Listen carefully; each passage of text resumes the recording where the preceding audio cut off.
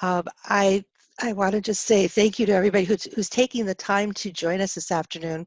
And hopefully what we're going to provide for you is an overview of a document that is now turned into a live web page, which is the Education Forward. And my colleague Eva Shaw just put the link for that into the chat box. And I want to point you towards one section that specifically talks about special education. And one of the important things to do is to remember when we talk about the learning models used for the 2020-2021 school year, that it's a local decision that should be made by each school district in coordination with their county public health agencies. That's where you need to look at whether this is an appropriate model for you. No matter, but again, this provides guidance on considerations for operating schools during a pandemic, no matter the learning model for next year. And so we'd also like to just encourage you is to take a look at the special education sections, and we'll share with you some general ideas that are included within the document regarding some action steps. So as you see on this page, these are the 3 different categories of action steps. The review, which would have happened right around once you've been done with the 2019-2020 school year. Preparing is what you're doing now before you start the school year, and then implementation and review would occur throughout the 2020-21 school year.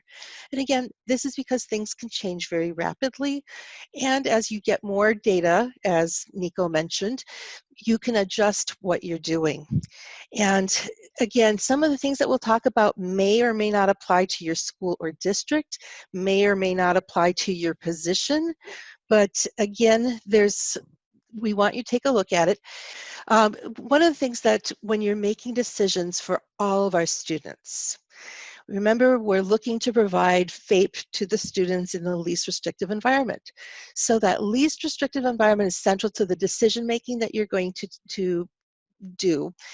And since all of our students are with IEPs or without, are general education students first, we really want to make sure that students have meaningful and effective access to the general education environment and instruction.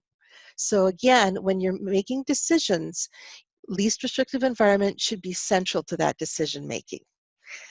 And then I believe that this slide is Anita, correct?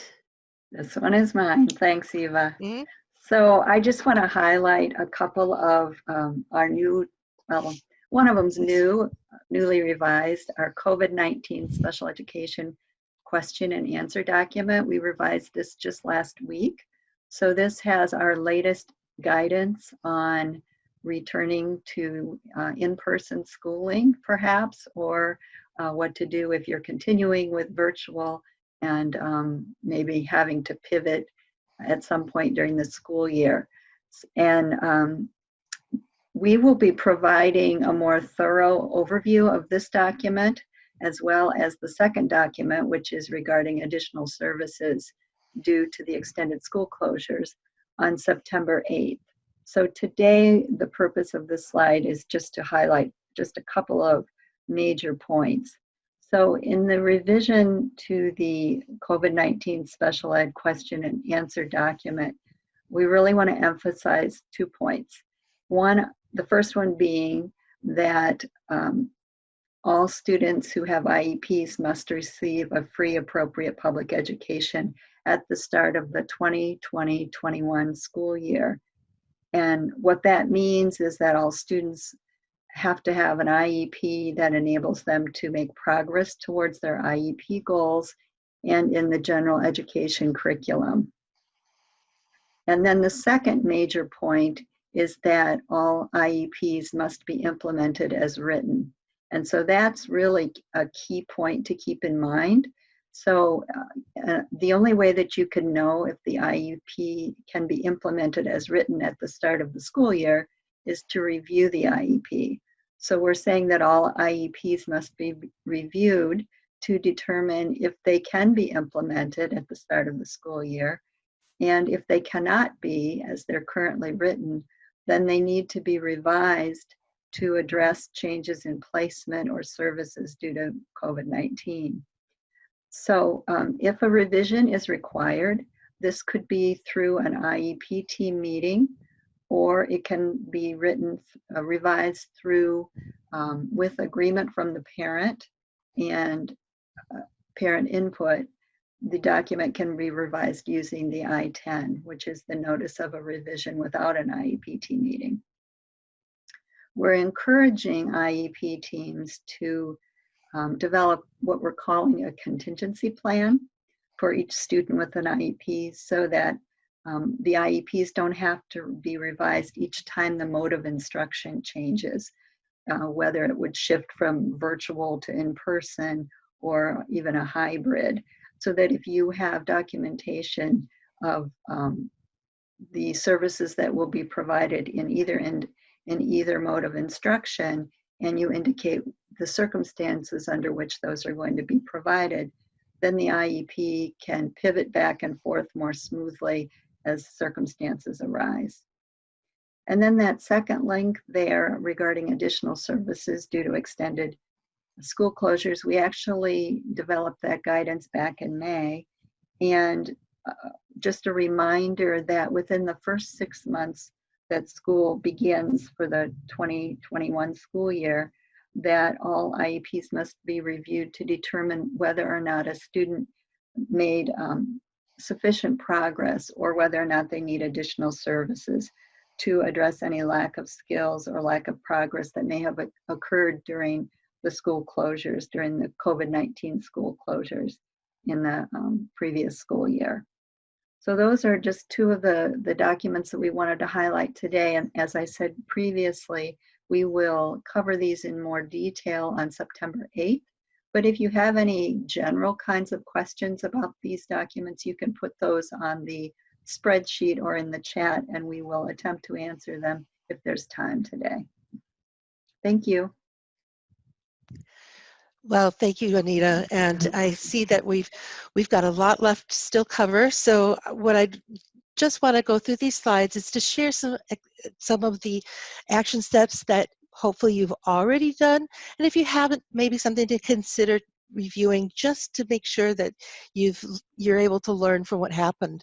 So for example, have you developed a plan for assessing students' present level of performance and regression of skills, providing accommodations, instruction, and services to the greatest extent possible, as well as communicating with families frequently? Next slide, please. And did you train your staff to effectively conduct virtual IEP team meetings? This is very important, as this is one of the major communication routes that we have. But also, did you conduct IEP team meetings for graduating students or students that have met that maximum age and are willing to participate, who are willing to participate in additional services? And then did you provide meaningful consultations with private schools in order to prepare for this year? Next slide, please. And I'll turn this over to my colleague, Alicia Reinhardt.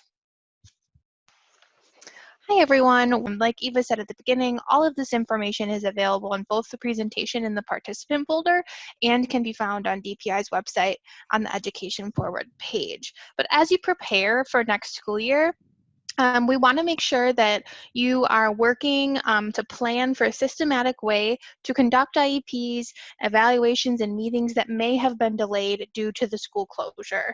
In addition, we want to make sure that you have a robust and structured plan for communicating with families on determining and those processes for communicating with families on determining what additional services and to what extent additional services might be necessary as a result of schools being closed last spring.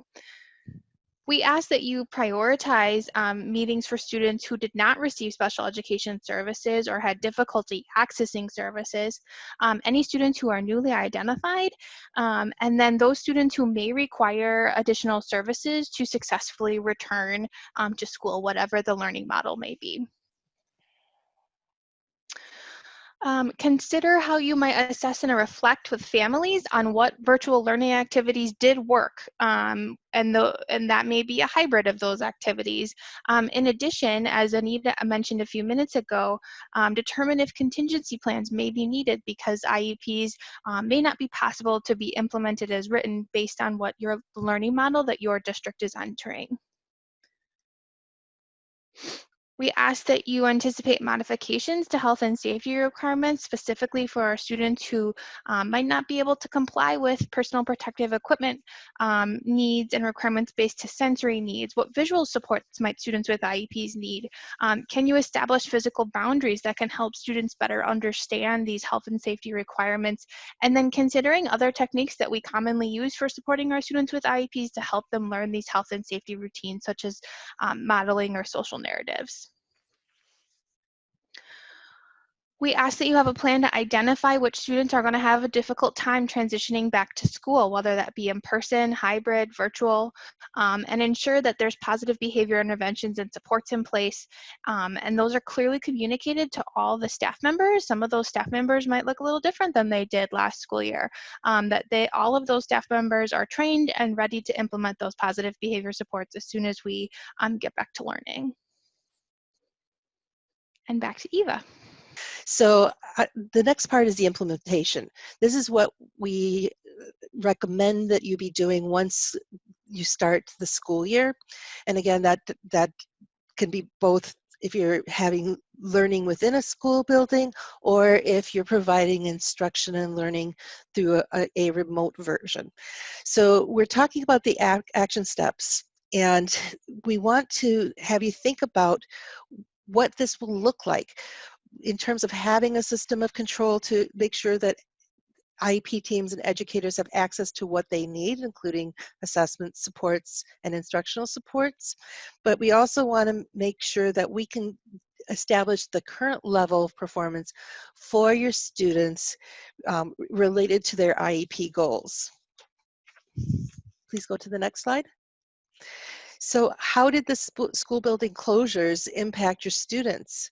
And have this information for IEP meetings when you're trying to determine the root causes of either learning needs or behavioral issues, as well as determining who may need additional services, and use that to kind of, as Alicia said, kind of triage your supports. But again, we want to make sure that FAPE is provided to all students.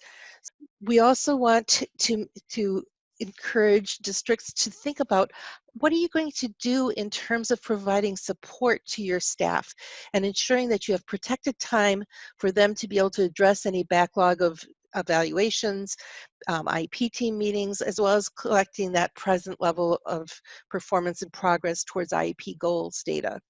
And then if you're, you also want to consider, if you've started to convene IEPs, to again determine if those students require additional services and how to document the discussion around that and the data that you used. Hi, this is Daniel again. Another thing that schools really need to make sure they're doing when they're implementing when students return to school is reestablishing those current levels of performance on IEP goals. This is probably going to be a priority as students start returning to schools and thinking through efficient ways to gather information to find out where students are currently in relation to age and grade level standards. This information is going to be vitally important for upcoming IEP meetings, for the development of contingency plans, assisting IEP teams with discussing and identifying any new disability-related needs that might have been a result of the school buildings being closed last spring, as well as conversations and information that may be needed on an individual student basis for discussions related to additional services for students. Another implementation area districts will be looking at is really thinking about our students with the most significant adaptive and behavioral needs. Our students that may need additional social and emotional, physical supports, other types of supports to help them be able to regulate, transition, and manage across school environments. especially for those students returning back in person. There's a lot of really great resources available across the state and nationally. If you look up supporting neurodiverse students, there's a really good list of resources on the Supporting Neurodiverse Students web page, which is one of our discretionary grants at DPI. There's also some other information on our website that supports students with a variety of needs that will support their behavioral needs. In addition, there's lots of great websites and modules such as our assistive technology webpage with assistive technology modules. Our autism page has a list of other resources that may be helpful as far as online modules that can be used to support student behavior.